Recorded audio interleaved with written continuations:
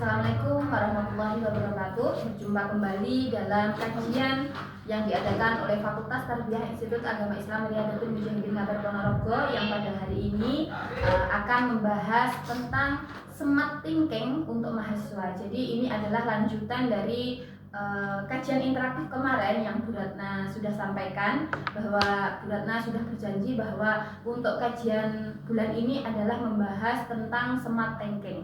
Jadi nanti kita akan belajar apa sih smart thinking, bagaimana smart thinking itu bekerja dan lain-lain, gitu ya. Nah, smart thinking itu atau berpikir cerdas adalah kemampuan untuk menggunakan logika, penalaran, dan analisis kritis dalam apa? Dalam memecahkan masalah dan membuat keputusan yang efektif. Gitu. Jadi bagi mahasiswa kemampuan ini sangat penting untuk apa? Untuk mencapai keberhasilan akademik dan kehidupan setelah lulus. Gitu. Nah, pengertian smart thinking sendiri itu adalah suatu proses berpikir yang melibatkan analisis mendalam, pemahaman yang luas, penggunaan logika yang kuat untuk mencapai kesimpulan yang rasional. Gitu. Nah, di sini bukan hanya tentang berpikir dengan cepat, bukan ya, tetapi lebih kepada kualitas dan kedalaman pemikiran yang kita lakukan, begitu. Jadi dalam kehidupan sehari-hari, kemampuan untuk berpikir cerdas itu sangat penting. Karena apa? Membantu kita memahami situasi dan masalah dengan lebih baik, serta menemukan solusi-solusi yang efektif dan efisien tentunya gitu. Nah, berpikir cerdas itu melibatkan berbagai keterampilan seperti analisis kritis tadi, evaluasi informasi, kemampuan untuk melihat masalah dan dalam berbagai sudut pandang begitu ya. Nah, sedangkan manfaat dari smart thinking itu sendiri atau berpikir cerdas itu adalah sangat luas dan sangat signifikan gitu. Nah, salah satu manfaat utamanya adalah apa? Yang pertama, peningkatan kemampuan memecahkan masalah. Terus dengan berpikir cerdas, kita itu bisa mengidentifikasi akar penyebab masalah dan menemukan solusi yang tidak hanya menyelesaikan masalah itu sendiri, tetapi juga mencegah masalah serupa itu muncul di kemudian hari atau di masa depan gitu. Nah, selain itu smart thinking itu juga membantu kita membuat keputusan yang lebih baik. Nah, ketika kita dihadapkan pada berbagai pilihan gitu ya, kemampuan untuk menganalisis setiap pilihan secara kritis dan logis itu memungkinkan kita untuk menganalisis setiap pilihan secara kritis dan logis itu memungkinkan kita untuk memilih opsi yang paling menguntungkan dan minim resiko. Itu jadi manfaat dari smart thinking. Nah, selain itu smart thinking itu juga dapat meningkatkan kualitas hidup kita secara keseluruhan. Jadi dengan berpikir cerdas, kita dapat lebih efektif dalam mengelola waktu, sumber daya, dan tentunya adalah energi yang kita miliki. Jadi kita bisa lebih produktif dalam pekerjaan, lebih bijaksana dalam mengelola keuangan, dan lebih baik dalam menjaga hubungan interpersonal begitu. Nah, semua ini berkontribusi pada pengembangan kemampuan berpikir cerdas. Jadi bukan hanya tentang meningkatkan keterampilan intelektual, tetapi juga tentang bagaimana menciptakan kehidupan yang lebih bermakna dan memuaskan begitu. Nah, sekarang kita akan mencari tahu apa sih ciri-ciri smart thinking, bagaimana ciri-ciri berpikir cerdas itu. Yang pertama adalah kritis. Jadi bagaimana kita mampu mengevaluasi informasi itu secara objektif dan mengidentifikasi asumsi yang mendasarinya begitu. Dan yang kedua adalah analitis gitu ya.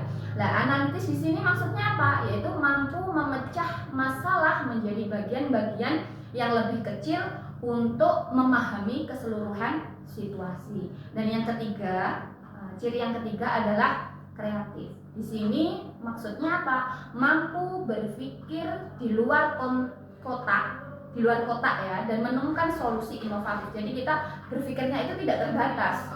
Jadi bagaimana kita berpikir secara luas untuk menemukan solusi inovatif itu tadi. Terus yang kelima adalah rasional.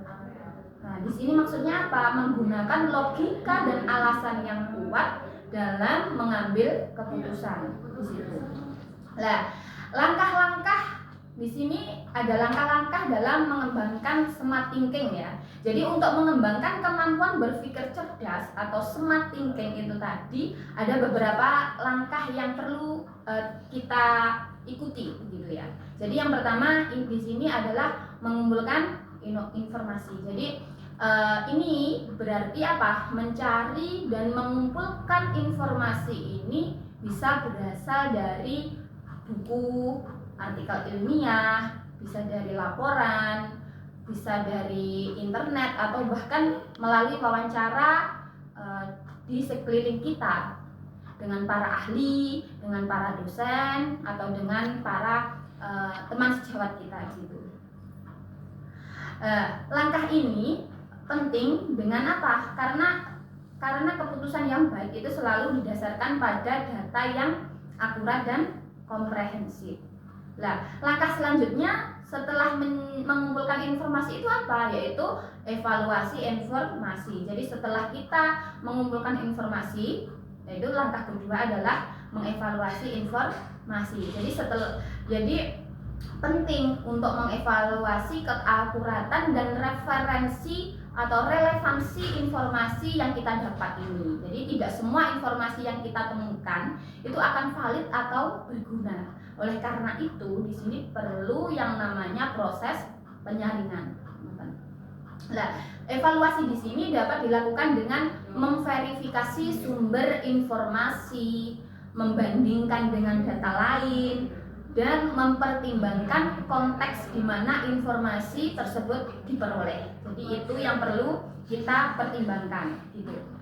Nah, setelah informasi dievaluasi, tahap berikutnya adalah analisis masalah. Nah, di sini melibatkan pemecahan masalah itu menjadi bagian-bagian yang lebih kecil untuk memudahkan pemahaman begitu. Nah, dengan memecah masalah di sini kita bisa melihat aspek-aspek yang mungkin tidak terlihat pada pandangan pertama dan dapat memahami lebih mendalam tentang akar permasalahan kita yang akan kita pecahkan gitu, atau yang akan kita cari solusinya gitu ya. Nah, selanjutnya setelah kita menganalisis masalah, kita nanti setelah mengevaluasi itu tadi sebagai solusi, tiba pada tahap mengambil keputusan. Jadi di sini langkah yang terakhir adalah mengambil keputusan. Nah, di sini kita memilih solusi terbaik berdasarkan analisis masalah. Jadi kita kemudian menciptakan berbagai solusi potensial. Jadi ada beberapa solusi yang bisa kita pilih nantinya. Jadi setiap solusi itu harus dievaluasi berdasarkan keefektifan, kelayakan, potensi dampaknya, itu juga sangat perlu kita evaluasi. Langkah ini memerlukan yang jelas adalah kreativitas dan berpikir out of the box gitu ya, dan untuk menemukan solusi yang inovatif dan efektif. Nah, langkah yang terakhir yaitu mengevaluasi berbagai solusi yang ada tadi. Jadi tahap ini adalah tadi ya, mengambil keputusan tadi. Jadi di sini kita memilih solusi terbaik berdasarkan analisis dan evaluasi yang telah kita lakukan. Jadi keputusan itu harus didasarkan pada logika yang kuat dan pertimbangan yang rasional. Karena ciri-ciri smart thinking tadi ya termasuk kritis dan rasional. Terus setelah keputusan diambil, penting untuk kita itu terus memonitor hasilnya dan melakukan penyesuaian jika diperlukan gitu. Nah, dengan mengikuti langkah-langkah ini, kita dapat mengembangkan kemampuan berpikir cerdas yang kita miliki, Ini akan sangat membantu dalam menghadapi berbagai tantangan dan membuat keputusan yang lebih baik dalam kehidupan sehari-hari kita sendiri. Terus untuk menerapkan smart thinking secara efektif, terdapat juga beberapa teknik atau alat yang bisa digunakan.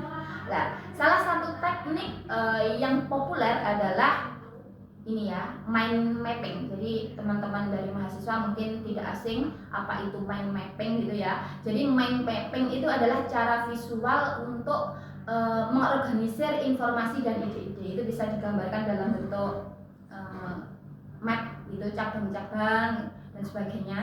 Nah, dengan menggunakan peta pikiran, jadi kita dapat melihat hubungan antar konsep itu secara lebih jelas. Yang mana di sini itu sangat membantu dalam apa? Dalam memahami dan mengingat informasi lebih baik. Jadi teknik ini sangat berguna dalam brainstorming atau pemecahan masalah, bisa juga perencanaan proyek. Terus ini ya, pemecahan masalah yang kompleks. Jadi mungkin masalah yang sangat kompleks tidak bisa dipecahkan, itu bisa menggunakan dengan mind mapping ini. Jadi karena memungkinkan dari mind mapping ini memungkinkan kita untuk mengembangkan ide-ide secara ini terstruktur dan kreatif gitu. Nah, teknik lain yang sering digunakan itu adalah SWOT analysis. Jadi SWOT analysis itu adalah metode untuk mengidentifikasi kekuatan, kelemahan, peluang, ancaman dalam situasi tertentu. Nah, dengan melakukan analisis SWOT ini kita itu mampu memahami faktor internal dan eksternal yang mempengaruhi situasi atau masalah yang kita hadapi. Nah, teknik ini juga sangat berguna dalam perencanaan strategis, contohnya ya dalam pengambilan keputusan, terus ataupun evaluasi proyek yang sudah kita lakukan. Belajar dengan mengenali kekuatan, peluang, tantangan, terus serta ini ya mengatasi kelemahan, ancaman. Di sini kita dapat membuat strategi yang lebih baik dan efektif untuk ke depan, tentunya secara berkelanjutan gitu. Nah, di sini juga ada decision matrix. Nah, yang merupakan alat untuk membantu mengambil keputusan. Nah, decision matrix ini melibatkan pembuatan matriks untuk mengevaluasi dan membandingkan berbagai pilihan solusi berdasarkan kriteria tertentu. Jadi setiap pilihan itu diberi skor berdasarkan seberapa baik mereka atau pilihan kita ini memenuhi kriteria yang ditetapkan. Jadi teknik ini memungkinkan kita untuk membuat keputusan yang lebih objektif dan terinformasi gitu. Jadi dengan mempertimbangkan semua faktor yang relevan. Nah, decision matrix ini sering digunakan dalam manajemen proyek, pemilihan strategi dan juga evaluasi alternatif gitu. Nah, terakhir itu ini teknik brainstorming sangat efektif. Di sini brainstorming ini sangat efektif dalam mengumpulkan ide-ide kreatif. Nah, brainstorming sendiri itu apa sih? Jadi brainstorming itu adalah proses di mana sekelompok orang itu berkumpul untuk menghasilkan berbagai ide tanpa menyaring atau mengevaluasinya terlebih dahulu. Jadi semua ide itu dimasuk tanpa melalui evaluasi. Nah, tujuannya di sini apa? Yaitu tujuannya adalah untuk memunculkan sebanyak mungkin ide dalam waktu singkat. Jadi setelah sesi brainstorming selesai, ide-ide yang dihasilkan tadi kemudian dievaluasi dan dikembangkan lebih lanjut. Jadi dalam forum brainstorming ini semua ide itu masuk tanpa evaluasi. Jadi baru setelah ide-ide ini dihasilkan barulah dievaluasi dan dikembangkan lebih lanjut. Teknik ini dinilai sangat berguna dalam apa? Dalam inovasi, dalam pengembangan produk, pemecahan masalah kreatif ataupun yang lainnya. Jadi karena mendorong pemikiran yang bebas dan kolaboratif karena dilakukan oleh kelompok itu tadi. Nah, dengan menggunakan teknik atau alat ini ya kita dapat mengembangkan dan menerapkan smart thinking dalam berbagai konteks ya. Jadi membantu kita membuat keputusan yang lebih baik, menyelesaikan masalah dengan lebih efektif. Nah, di sini Bu Ratna akan memberikan beberapa contoh nyata bagaimana sih penerapan smart thinking.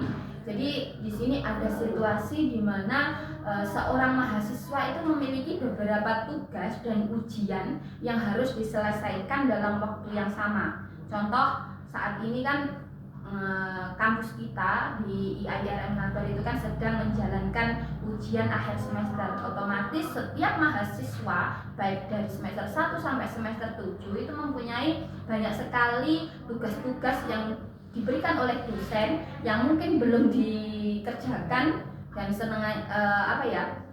mereka kan kebanyakan menggunakan sistem kebut semalam SKS gitu ya.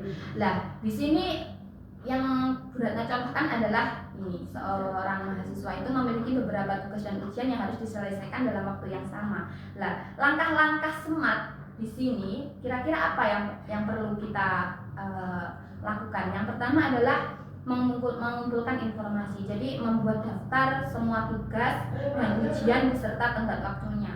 Jadi semua tugas itu kita dicatat, terus ditulis tenggat waktunya, deadline-nya itu kapan. Terus yang kedua apa? Menentukan prioritas berdasarkan tenggat waktu dan tingkat kesulitan tugas. Jadi yang kedua setelah kita membuat daftar tugas, daftar ujian, baru kita menentukan berdasarkan tenggat waktu. Kita kerjakan dulu mana yang lebih susah atau mana yang lebih sulit.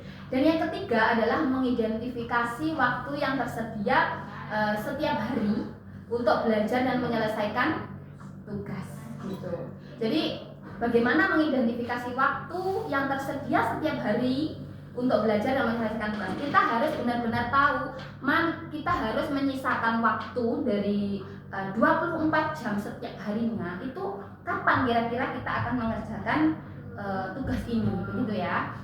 Nah, terus yang langkah keempat apa? Yaitu langkah keempat adalah membuat jadwal belajar yang efisien dengan waktu istirahat yang cukup. Tentunya adalah manajemen waktu itu tadi. Jadi bagaimana kita memanage waktu itu dengan baik? Kalau kebanyakan kan mahasiswa dari IAIRM Nabar adalah mahasiswa pengabdian yang paginya adalah menjadi ustadz-ustadzah di pondok dan siangnya itu kuliah. Nah, bisa digunakan waktu malam atau waktu jam kosong nggak ngajar atau waktu-waktu yang bisa digunakan ya digunakan lah. Yang penting jangan lupa istirahat yang cukup itu juga sangat perlu karena ini juga akan mempengaruhi pola pikir kita nantinya gitu ya. Terus ini ya, kalau sudah yang terakhir adalah mengikuti jadwal belajar yang telah kita buat atau setidaknya menyesuaikan jika diperlukan. Itu setelah membuat jadwal kita juga harus mengikuti jadwal yang sudah kita buat itu tadi. Terus apa lagi ya? Ini contoh lagi. Jadi seorang mahasiswa mendekati kelulusan dan perlu menentukan langkah karir berikutnya. Nah, di sini bagi mahasiswa yang sebentar lagi adalah semester 8, otomatis mereka sudah tidak ada mata kuliah lagi selain mengerjakan skripsi. Nah, di sini ada beberapa langkah yang bisa kita lakukan untuk menyusun rencana karir kita ke depan setelah lulus. Kira-kira kita mau apa? Jangan-jangan kita nanti setelah pengabdian selesai di pondok, kuliah selesai di pondok, jangan sampai lah mahasiswa itu berhenti berproduktif. Jadi ya entah mencari kerja, entah melanjutkan S2 dan sebagainya, itu perlu mulai kita pikirkan dari sekarang gitu ya. Nah, yang pertama adalah apa? Mencari informasi tentang berbagai karir yang relevan dengan bidang studi, termasuk prospek kerja ya. Kalau kita memutuskan untuk setelah lulus ini adalah bekerja, jadi prospek kerja, terus kesempatan pengembangan diri kita. Kalau kesempatan pengembangan ya bisa dari kita pengajian lagi, mungkin nambah pengajian, atau bisa kita melanjutkan kuliah kita S2 dan sebagainya.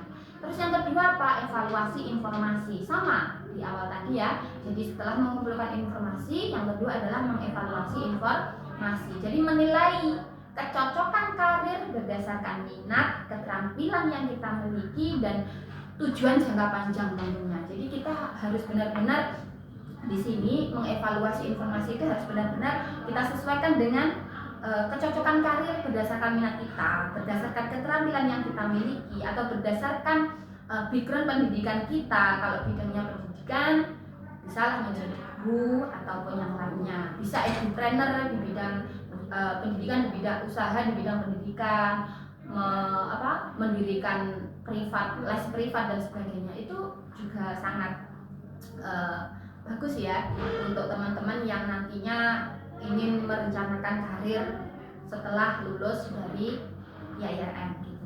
Terus yang setelah evaluasi apa? Setelah evaluasi di sini kita menganalisis masalah. Jadi menyusun daftar kelebihan dan kekurangan setiap opsi karir. Jadi kalau kita kira-kira kalau kita memilih menjadi guru atau ini, kelebihan dan kekurangannya apa? Kalau kita mau lanjut S2, berarti kita harus memikirkan biaya, memikirkan ke depan kira-kira karir saya kalau saya harus kuliah S2 bagaimana dan sebagainya. Itu harus kita analisis dengan baik agar kita tetap ke depannya itu tidak bingung sana sini. Jadi sudah benar-benar sudah matang gitu. Terus yang keempat itu adalah menemukan cara untuk mempersiapkan diri lebih baik. Ya, di sini maksudnya apa? Untuk karir yang kita pilih. Jadi seperti magang atau kursus tambahan atau pengabdian tadi, menambah pengabdian tadi, atau kuliah lagi, atau networking dan sebagainya. Jadi kita harus mempersiapkan diri itu menjadi lebih baik. Kita harus mampu kalau dirasa dari analisis kita kelebihan atau kekurangan kita ternyata kita banyak kekurangannya, ya perlu kita melakukan pengembangan diri, mulai dari kursus, bisa mulai dari kuliah lagi mungkin kalau ingin melanjutkan untuk punya cita-cita menjadi dosen, itu kan bisa ya. Terus yang terakhir adalah mengambil keputusan. Jadi di sini memilih jalur karir yang paling sesuai dengan tujuan pribadi dan mulai mengambil langkah konkret untuk mencapainya. Tentunya itu gitu ya. Nah, dari apa yang sudah Bu Ratna jelaskan tadi dari mulai awal sampai akhir ini, jadi dengan memahami dan menerapkan prinsip smart thinking ya. Jadi mahasiswa di sini dapat meningkatkan kemampuan berpikir kritis dan analitis serta membuat keputusan yang lebih baik. Dalam hal ini adalah dalam kehidupan akademik kita saat ini ya, dan tentunya kehidupan sehari-hari. Nah, diperlukan latihan, diskusi dengan dosen, dengan teman-teman sejawat dan lain-lainnya. Latihan-latihan atau diskusi yang telah kita lakukan tadi ya, kita berharap mampu membantu kita sebagai mahasiswa tentunya ya di bidang dalam akademisi dalam mengembangkan kemampuan berpikir cerdas kita. Jadi bagaimana smart thinking ini akan sangat mempengaruhi kehidupan kita sehari-hari, jika akan sangat bagus kalau kita bisa menerapkan ini dengan baik gitu. Nah, mungkin ini yang bisa Bu Ratna sampaikan dalam kajian tarbiyah pada bulan ini. Sampai jumpa di kajian berikutnya tentunya dengan tema-tema yang menarik lainnya. Jangan lupa pokoknya setiap bulan pasti akan ada kajian-kajian yang kita sajikan dalam tiap bulannya di Fakultas Tarbiyah Institut Agama Islam Riyadul Mujahidin Ponorogo. Yang belum bergabung dengan kampus kita, kampus Institut Agama Islam Riyadul Mujahidin Ponorogo, kita sudah mulai menerima membuka penerimaan mahasiswa baru tahun ajaran 2025-2026. Jadi silahkan kepoin terus Instagram kita, YouTube kita, baik di Fakultas Tarbiyah maupun di Institut Agama Islam Riyadhatul Mujahidin Kalbar. Terima kasih semuanya. Akhirul wassalamualaikum warahmatullahi wabarakatuh.